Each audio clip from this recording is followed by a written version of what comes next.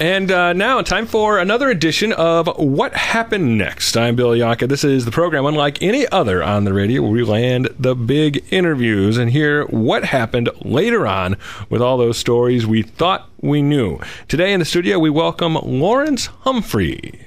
Larry. You can call me Larry. Yeah, I call you Larry? Okay, yeah, Larry. I feel a little silly. I just got done saying how we have all the big name interviews, and now, no offense, Larry, but folks at home are probably wondering, who is Larry Humphrey? I do keep a low profile, Bill, and most of the time. Now, our listeners will recall you by the name of Humpty Dumpty. That was my street name. And by result of your really awful accident in your youth, you became known worldwide, I would say. Well, the English-speaking world, that is. Traveling in Asia recently, I realized that people never heard of me. And I shouldn't say that. While visiting the Great Wall, there were a group of American teenagers who found the idea of reenactment very funny. I'm glad they didn't, As am I. Well, I think I speak for a lot of people, first of all, who are just happy to find out that you made it through the whole ordeal. The end of the rhyme, when all the king's horses, all the king's men couldn't put Humpty together again. You know what I mean. This sounds sort of grim. I do get a lot of that. A lot of people think I'm an omelet. As you can see, I lived. It was a nasty fall, but luckily I was helped by some talented medical professionals.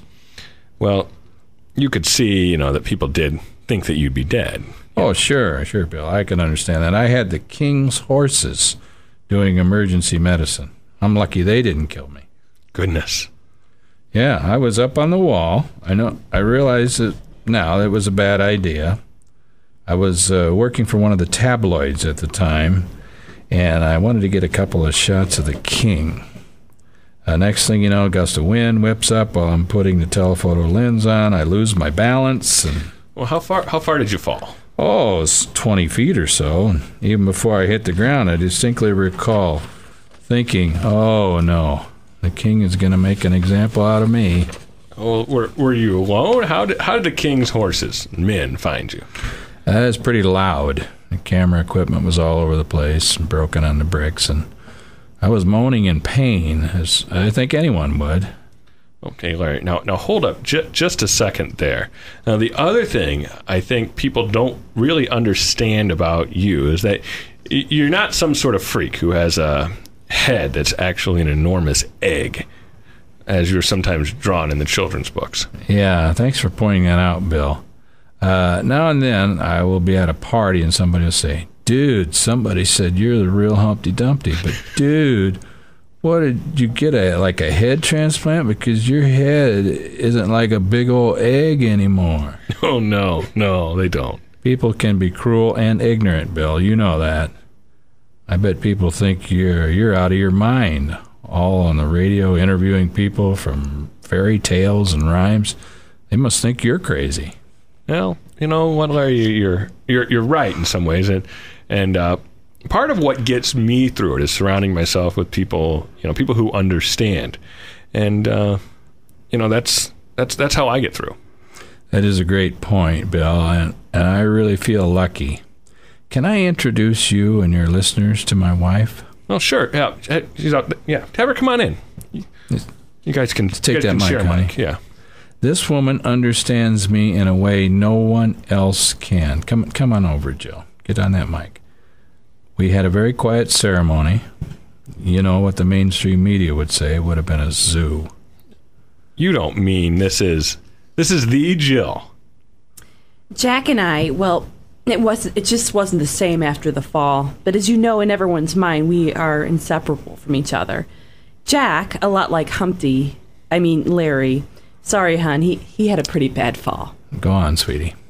He fell onto his crown, and the pointy parts of it, they got him pretty good. There was some serious bleeding and internal damage. I helped to nurse him back to health, but... I'm sorry I have to dig all this back up for you, but really listeners don't know this. No, it's fine. Your listeners should know. We never went up the hill for water again. Literally, and you know. He always had to have the crown on when he fetched a pail of water. You know what I mean. Oh, goodness. I feel bad saying all this because he's a wonderful man in so many ways. But, Bill, there are some complex things he needs to work through. And spending every night out at the club with Gretel, I don't think that's helping. Well, the main thing is Larry and Jill, you two seem to have something very special. Yes, we do, Bill. And I know from being in show business, the papers are going to have a field day when the news of this hits the press. Well, I'm sure they're already writing their falling in love headlines. You know what I mean? Yeah. Larry and Jill, thank you both for joining us. Stop back anytime.